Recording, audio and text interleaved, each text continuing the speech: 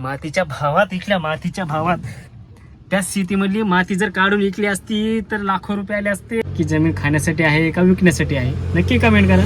भविष्यात एक एकर का होईना पण मी शेती घेणार. चॅलेंज भविष्यात एक. तर नमस्कार मंडळी. तर ट्रिपा मारत मारत असंच बाहेर आलतो आणि एका ठिकाणी थांबलोय. तर खोटं सांगत असं डोळ्यात पाणी येतं ना. तर आम्ही ही गोष्ट खूप जुनी आहे तरी आम्ही लहानच होतो एवढं कळत नव्हतं.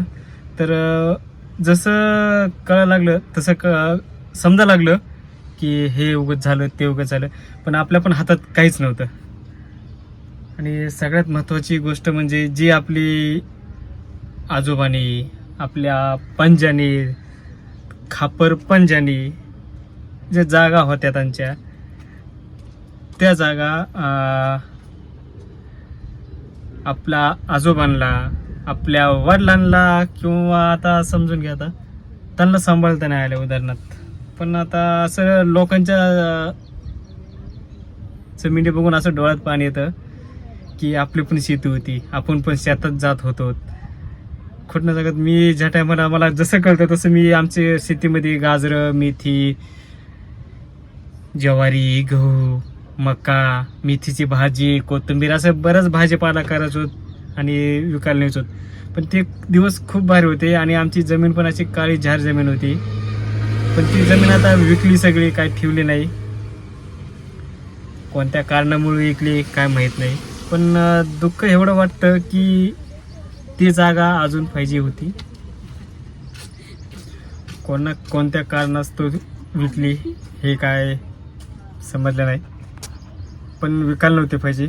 आता तुम्हाला मी इकडेच आहे पिंपरी चिंचवडमध्येच आहे तुम्हाला मी जागा दाखवतो आणि तुम्ही मला कमेंट करून सांगा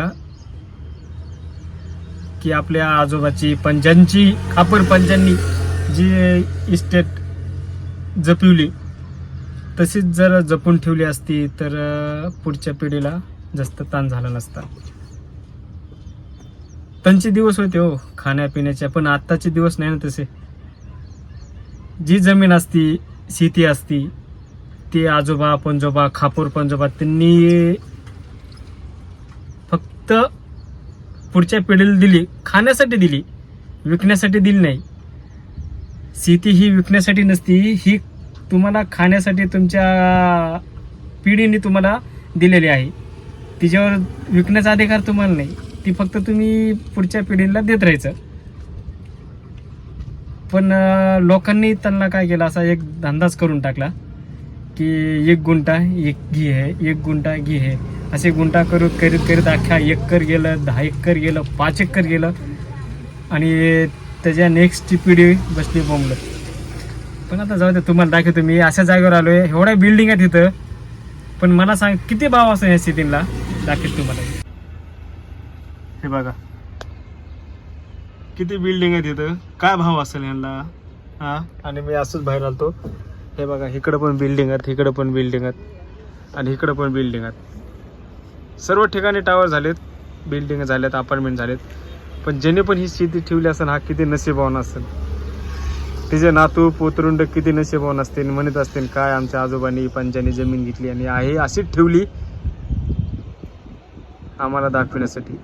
पण आता आमचे लेकर काय म्हणतील पप्पा तुमची जमीन आता आम्ही काय म्हणायचं कुणी विकली पैशासाठी विकली. तुम्हाला तर नाही आवाज बघा आता काय लेकरांना उत्तर आपणच द्यायचं. आता आपल्या पिढीने जर व्यवस्थित ठेवली असती तर आपल्याला बघायला भेटली असती. बरोबर आहे का नाही मित्रांनो. कुणाला वाईट वाटत असेल वाटून द्या काही प्रॉब्लेम नाही आहे. पण एक मला म्हणत होतं की असं करायला नव्हतं पाहिजे. आता झालं गेलं गंगेला मिळालं. हे बघा कशी जमीन आहे. डोळ्यात पाणी तरी लोकांच्या जमिनी बघून आणि आमच्या जमिनी इकल्या मातीच्या भावात इकल्या मातीच्या भावात. त्या शेतीमधली माती जर काढून विकली असती तर लाखो रुपये आले असते. इटाच्या भट्टीला दिली असती तर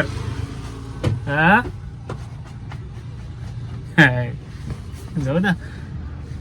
पण एक गोष्ट आहे मित्रांनो, आयुष्यात 1 एकर का होईना पण मी शेती घेणार. चॅलेंज आहे बघ. आयुष्यात 1 एकर का होईना शेती घेणार. आणि हा व्हिडिओ तुम्ही सेव्ह करून ठेवा वाटलंच तर. ज्या टायमाला घेईल त्या टायमाला आजची तारीख बघा आणि हा व्हिडिओ बघा. तर चला मित्रांनो, अजून तुम्हाला चान्स आहे. तुमचे वडील, तुमचे आजोबा, तुमचे चुलते, तुमचे भाऊकी तुमच्यावर जर प्रेशर टाकत असेल की ही जागा ऐकून आपण दुसरीकडे घेऊ, असं फलतान बळ, कोणाचं काही ऐकू नका. तुमच्या मनाला जे वाटतं ते तुम्ही करा. कारण की पुढच्या पिढीला तुम्हाला उत्तर द्यायचंय.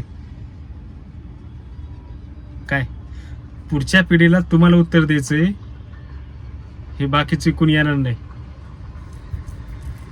चला मित्रांनो, आणि शेती ही खाण्यासाठी आहे, विकण्यासाठी नाहीये. त्यात तुम्ही खा, करा, कष्ट करा. फक्त शेती विकू नका रे. आमच्या भाऊकडे तर घाणच केली विकून. चला जाऊ द्या, कुणाला नाव ठेवून उपयोग नाहीये. आणि इकली तर इकली असल्या मातीच्या भावात इकली, काय सांगत. प्रॉपर सिटीमध्ये जमीन होती राव आमची. आज तिथं एका फ्लॅटची किंमत ज्या टायमाला त्या किंमतीत इकली होती, त्या आज तिथे एका फ्लॅटची किंमत त्याच्या 10 पट झालेली. एका फ्लॉटची किंमत आणि एकरची किंमत बघा. 40 गुंठा एकर आणि 1 फ्लॉटची एकर. तर जाऊ द्या. तर चला मित्रांनो, व्हिडिओ कसा वाटला नक्की लाईक करा, शेअर करा. काय बोलायला भरपूर आहे आणि आता अंदाजा पण टाईम आहे. चला मित्रांनो, बाय. व्हिडिओ कसा वाटला लाईक करा, शेअर करा, कमेंट करा. आणि हे सांगा की जमीन खाण्यासाठी आहे का विकण्यासाठी आहे. नक्की कमेंट करा, बिंदास कमेंट करा. चला बाय.